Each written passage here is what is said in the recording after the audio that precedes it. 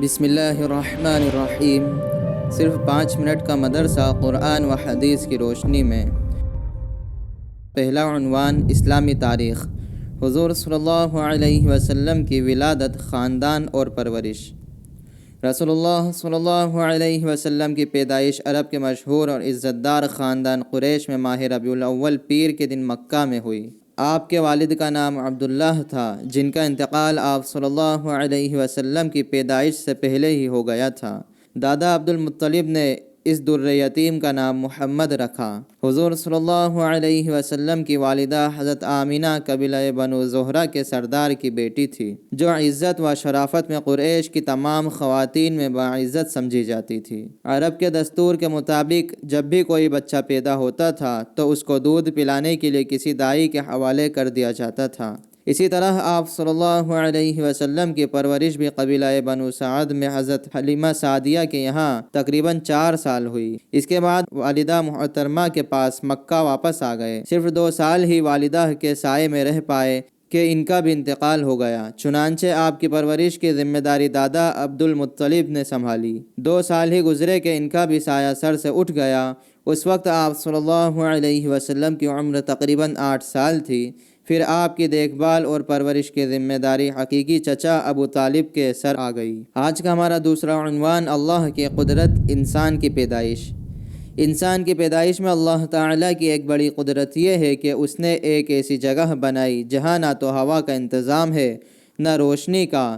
اس کے باوجود اللہ تعالیٰ 3 اندھیریوں میں بچے کو پالتا ہے، اس کی آنکھوں کو بناتا ہے، اس کے کانوں کو بناتا ہے، کانوں کے پردے کو بناتا ہے، اس کے ننھے ہاتھوں کو بناتا ہے، ہاتھوں کی لکیروں کو بناتا ہے، ناخنوں کو بناتا ہے، غرض یہ کہ ہر چیز کو بناتا ہے، اور پھر اسی اندھیرے میں اس کی شکل و صورت بھی بناتا ہے۔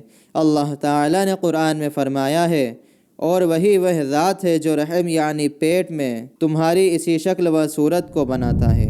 آج کا ہمارا تیسرا عنوان ایک فرض کے بارے میں، بیماری یا سفر کی حالت میں روزے۔ قرآن میں اللہ تعالیٰ فرماتا ہے، جو شخص بیمار ہو یا سفر میں ہو تو دوسرے دنوں میں شمار کر کے اس میں روزہ رکھنا واجب ہے۔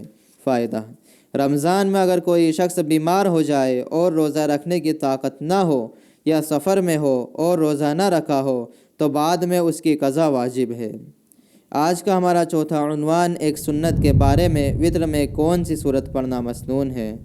رسول اللہ صلی اللہ علیہ وسلم وتر کی پہلی رکعت میں سبح اسم ربک الاعلی، دوسری میں قل یا ایھا الکافرون اور تیسری میں قل ھو اللہ احد پڑھتے تھے۔ آج کا ہمارا 5واں عنوان ایک اہم عمل کی فضیلت، یتیم کی کفالت پر جنت۔ رسول اللہ صلی اللہ علیہ وسلم نے فرمایا، جو کسی مسلمان یتیم بچے کے کھانے پینے کا خرچ برداشت کرے گا تو اللہ تعالیٰ اسے جنت میں یقیناً داخل کریں گے، سوائے اس کے کہ اس نے کوئی ایسا گناہ کیا ہو جس پر مغفرت نہ کی جائے۔ آج کا ہمارا چھٹا عنوان ایک گناہ کے بارے میں، غیبت کرنے کا عذاب۔ رسول اللہ صلی اللہ علیہ وسلم نے فرمایا، جب مجھے معراج کرائی گئی تو میرا گزر کچھ ایسے لوگوں پر ہوا جن کے ناخن سرخ تانبے جیسے تھے، جن سے وہ اپنے چہروں اور اپنے سینوں کو نوچ کر زخمی کر رہے تھے۔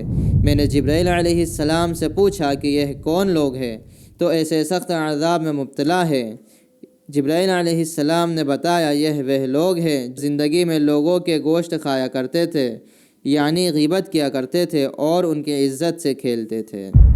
آج کا ہمارا 7واں عنوان دنیا کے بارے میں، دنیا کو مقصد نہ بنانا۔ رسول اللہ صلی اللہ علیہ وسلم نے فرمایا، جس شخص کا مقصد دنیا کمانا ہو اور وہ اسی کے لیے سفر کرتا ہو، اسی کا خیال دل میں رہتا ہو تو اللہ تعالیٰ غریبی اور بھوک کا ڈر اس کی آنکھوں کے سامنے کر دیتے ہیں۔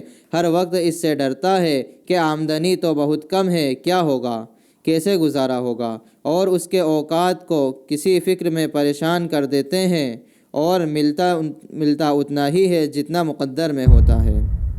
آج کا ہمارا 8واں عنوان آخرت کے بارے میں، قیامت کا ہولناک منظر۔ قرآن میں اللہ تعالیٰ فرماتا ہے، اے لوگو اپنے رب سے ڈرو، بے شک قیامت کا زلزلہ بڑی ہی ہولناک چیز ہے۔ جس روز تم اس زلزلے کو دیکھو گے تو یہ حال ہوگا کہ ہر دودھ پلانے والی عورت اپنے دودھ پیتے بچے کو بھول جائیں گی، اور تمام حمل والی عورتیں اپنا حمل گرا دیں گی، اور تمام لوگوں کو نشے کی سی حالت میں دیکھو گے، حالانکہ وہ نشے کی حالت میں نہ ہوں گے، لیکن اللہ تعالیٰ کا عذاب بڑا ہی سخت ہے۔ آج کا ہمارا نواں عنوان طب نبوی سے علاج، تلبینہ سے علاج۔ حضرت عائشہ رضی اللہ عنہا بیمار کے لیے تلبینہ تیار کرنے کا حکم دیتی تھی اور فرماتی تھی کہ میں نے رسول اللہ صلی اللہ علیہ وسلم کو فرماتے ہوئے سنا کہ تلبینہ بیمار کے دل کو سکون پہنچاتا ہے اور رنج و غم کو دور کرتا ہے۔ فائدہ: جو کو کوٹ کر دودھ میں پکانے کے بعد مٹھاس کے لیے اس میں شہد ڈالا جاتا ہے، جسے تلبینہ کہتے ہیں۔ آج کا ہمارا 10واں اور آخری عنوان قرآن کی نصیحت۔ قرآن میں اللہ تعالیٰ فرماتا ہے، اگر کسی بات پر تم میں اختلاف ہو جائے تو اللہ اور اس کے رسول کے حکم کی طرف رجوع کرو، اگر تم اللہ اور قیامت کے دن پر ایمان رکھتے ہو، یہ طریقہ تمہارے لیے بہتر ہے اور اچھا بھی ہے۔